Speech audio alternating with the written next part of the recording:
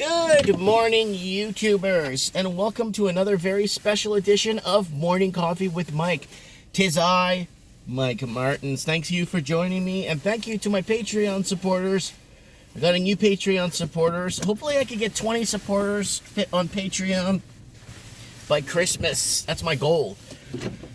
And time to roll around town and tell you guys how things are going. Well, some interesting news. One, movers at the house to deliver the furniture. You guys know my beloved father passed away, and we got nice furniture, and we wanted to make sure that we got our stuff. And to pay to ship it across Canada was actually cheaper. Well, the same price than when I paid to move it to Vancouver, from Vancouver to Mary. I mean, not the same price, but it was a bit more, but it wasn't. Yeah, so other people are telling me they ship from Vancouver to here and it costs like $8,000, and I'm like, wait a minute, like that's a lot of money to ship from Vancouver, 2.5-hour drive. So movers are there, they're rolling out the carpets all over the place, so they don't damage the flooring. Very professional company, and they set everything up they said right to the light bulbs to the candlesticks, and everything gets set up, which is really nice. So I'm very excited to see my furniture finally roll in from my my parents' home and stuff. So a couple of things on the agenda. That's done, or that's happening right now. So it's gonna be really nice to have a fully, because we got rid of all our we sold all our stuff at garage sales in the last couple of weeks, and we gave a lot of it away too to people. We just gave away furniture to people that needed it, right? Couches and stuff. Lots of couches we gave away. And they were nice too. We just gave them away, most of it. And the stuff that people were willing to pay for, we just charged them a couple of bucks. So, and so that's that. Another thing that's happening is, what was the other thing I was going to mention? Yeah, trends in the housing market was really interesting last night. Luckily, I had Supreme Cannon there to help aid me in the show, because I was really tired, guys. A really long day, non-stop all day, really busy at the store too. So trends in the housing market was interesting last night, because we were discussing, we brought up how many people are sleeping rough in England. So there's about 18, was it 8 million? 18 or 8 million, I think it was 8 million people are affected by the housing crisis in the United Kingdom. So this is not the United Kingdom, England. So about 8 million people, I think it was 8 million. And 440,000 people are sleeping rough, homeless, in shelters and whatever. That is a lot of people. That is a lot of displaced people.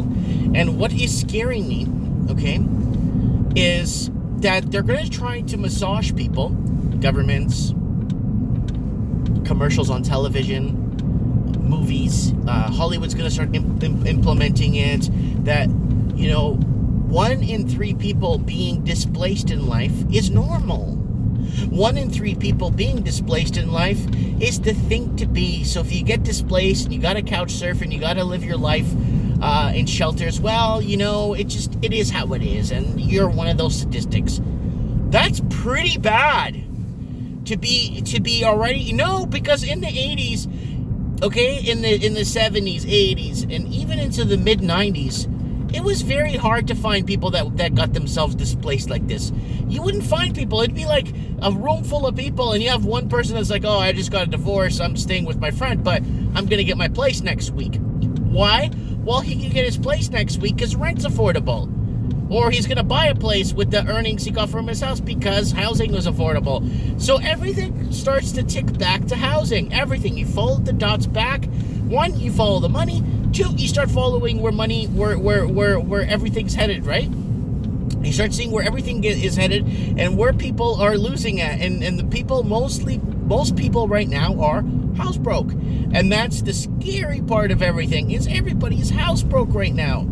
So, nowadays you get divorced, you could be homeless. Nowadays, you can't pay your student loans down or something, or you got into that student loan trap, you're homeless. So you got to be really careful. So displacement is becoming normalized, and I'm scared of normalized displacement. It's not normal to be displaced. But they're making it seem, oh, there's about 440,000 people in England that are displaced. What? Not all homeless, but displaced in shelters or couch surfing or basically in a position they shouldn't be in. You know, and most of these people work. I'm pretty sure that these 400,000 people that are displaced in England, they work. I'm very sure at least 50% of them work. And I'm very sure that 30% of them hold some sort of higher level of education. You know, I bet you 100 to 1 that that's the case. But, I mean, what do we do? What can I do? What do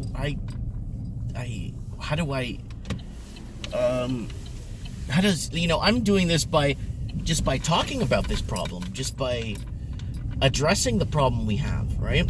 That's the best I could do at my level of what I could do, because displacement is not normal.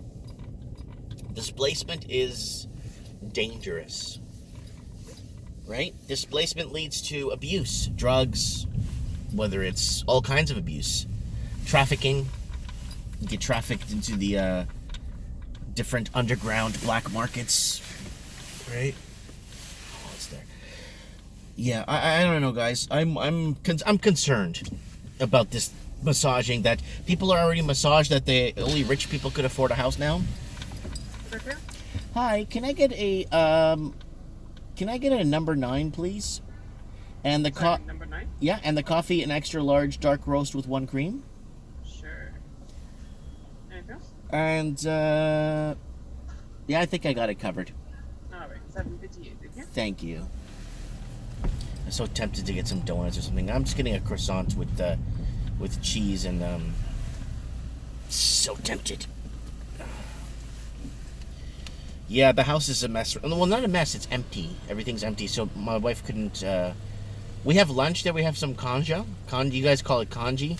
It's Portuguese gruel that we eat. It's called canja. It's really good. But I have to... pay with debit here. I have to... we have to organize the house, so I'm not going to bother anybody, because my mom's just telling them where to put the stuff. Kids are at school, so... Hi, good morning. Yeah.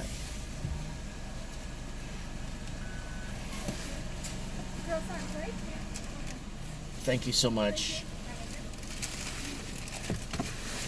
Have a great day. So, what's going to happen? Like, this is what I'm kind of scared of. What's going to happen when the price of food and gas and the price of all this stuff starts to hit reality pricing? What happens then? That's what I'm scared of. What if things start to come back to reality pricing? Okay, realistically speaking, if our dollar's so worthless and we start trending towards negative interest rates and we become less and less, things become less and less viable, and we come to realistic pricing, okay? Because gasoline, I'm not trying to promote more expensive gasoline, but what I'm trying to say is that gasoline, in concurrence to what our money is worth and how much we're printing and how much we're putting out there and not managing it properly, gasoline's severely undervalued. So is the price of food, technically, right? I'm just saying that if prices hit reality levels, you're going to see a big problem in the price of gas and in the price of food. That's how they're going to get us, right? One way they're going to get us is by food. Food is the only way, like the one thing they could tax on us that there's no way around, because we need to eat, right? You know, they could tax the air. You know, they're thinking about taxing air. That was in the movie. It was in a movie, right? It was introduced in a movie, and because we're in a clean air zone, we have to pay a bit in taxes to make sure they maintain this clean air zone we're in. That's how it's going to happen, guys. I think they're going to impose another value sales tax on every city. I think it's just going to start trending that way. I don't want it to, but that's what they're going to have to do for these cities to start flipping their budgets. right? Well, once prices hit realistic levels, you're going to start to see the poop hitting the fan. You're going to start to see a lot of more displaced people. And the second you start getting zombie hordes, they're just going to be like, you know what? We got nothing to lose anymore. So then we start trending into dangerous civil unrest. And I'm not for civil unrest because civil unrest destroys infrastructure. And I don't believe in destroying infrastructure because it all has to be rebuilt. And destroying infrastructure for me is something that's a big no-no. Because in the end, we have to pay to fix it all back, right? And that's something we don't want to get involved in. We don't want to get involved with the whole infrastructure thing. Damaging infrastructure, you know. Like, it's like back in the day during the LA riots. Instead of going and burning down the millionaires' homes and all the mansions and all the Beverly Hills and Rodeo Drive, the people during the LA riots were burning their own institutions and housing and banking and their own places, right? And you know, it's not worth it, guys. Civil unrest, big no-no. Continuity of government, yes, we'll have continuity of government. They've already figured out ways to keep us on grid, for the government to still control us, even in a time of uncertainty, right? For me, where I am, I just go out 2 miles. Even if the roads are blocked with broken down cars, I can walk out 2 miles to go hunting, you know? It's not a big deal, right? But for cities in gridlock, prices come to reality, and prices, because people are not looking at the displacement of our money and how it's being fervently spent. And governments aren't taxing enough. Governments are not taxing enough. Unfortunately, they're spending more than what they're taxing. Sorry. Governments are spending more than what they're taxing. Yes, they are spending more than what they're taxing is what I wanted to say. And they're technically not taxing us enough. That back to what I said earlier. And it makes perfect sense to this unbalanced system we live in and this equilibrium movement of this crosswalk here. Somebody got hit the other day.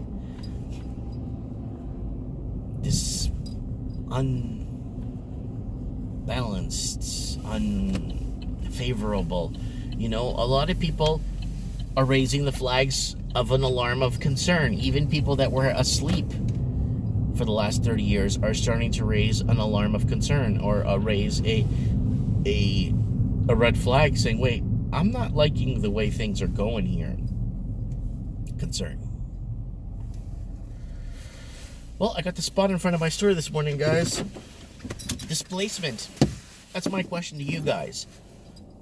I mean, displacement. Yeah, you know, back in the 80s, we had the local homeless guy that everybody knew, and he had hard times back in the 70s.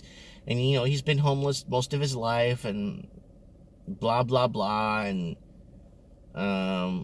whatever, right? But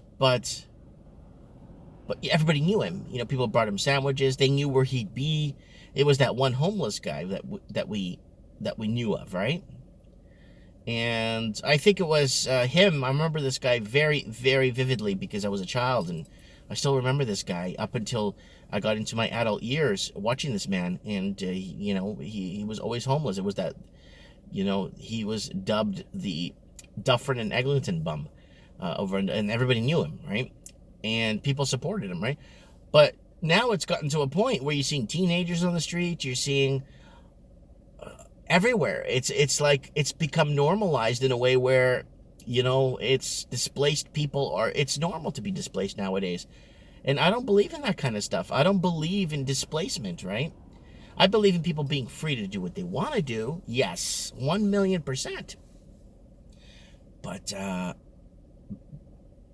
telling people that it's okay to be displaced, I don't like that, guys. I really don't like that idea. Telling people certain things are normal. Oh, you can't afford to buy a house. You're going to buy a house? You're not going to buy a house. They're already telling people, young people, boomers, like, you're going to have to rent. You might have to rent a bunk bed somewhere and then get a job, and then you're going to live in a bunk bed. And you're going to be renting a bunk bed from those centers that they have in Los Angeles, where people pay $1,200 a month to rent a bed, right? And like it's shared accommodation. It's not gonna. No, that's not normal. $1,200 should get you a nice 2-bedroom, and a nice place for you to be. $1,200 should get you a nice bedroom, pay for your car insurance, and other things. It's no. Wages haven't moved, but the cost of living has moved. Comment below. Displacement. Why are they normalizing it?